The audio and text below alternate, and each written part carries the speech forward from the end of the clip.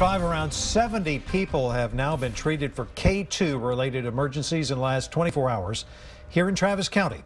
Austin police say they have new information the K2 shipments could be coming in from Houston. We know 3 people were arrested, but they have been released already. KXAN's Leslie Rangel takes an in-depth look at why police and the DA's office call this a constant loop they can't seem to close. We see this as a cycle, or at least we have over the last couple of years. Lieutenant Kurt Thomas with APD's Organized Crime Division says the cycle starts with dealers who sell to vulnerable populations, and it continues over and over. We are trying to focus our efforts on removing those that are putting this out there on the street.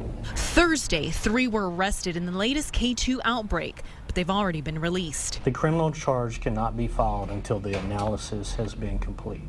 So we anticipate filing criminal charges on all 3 of those individuals, but it will not be until such time the analysis is done. Right now, there are no quick tests that make sure the drugs are illegal, so they have to wait days, even weeks, to prove offenders were doing something wrong.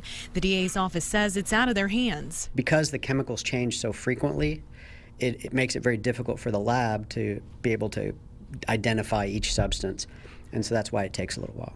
Now, another issue is holding people accountable. About 2 weeks ago, APD arrested 10 people in a drug ring. Now, 2 of those people have not been caught, and 3 of these people have all been released on bond. Yes, when people make bond, we see some of these offenders that we have arrested and began prosecution on, get out of jail, make bond, and we encounter them again engaging in the same activities. We asked people in the DA's office to see what can be done to keep dealers off the streets longer. That's really up to the judge who reviews the probable cause affidavit and the warrant. They set the bond, and then really that's they have discretion there. In Austin, Leslie Rangel, KXAN News. In some cases, when someone is in possession of a controlled substance like K2, depending on the amount, it can be a misdemeanor offense. We wanted to know more about the effects of K2, so we spoke with a local physician for some perspective.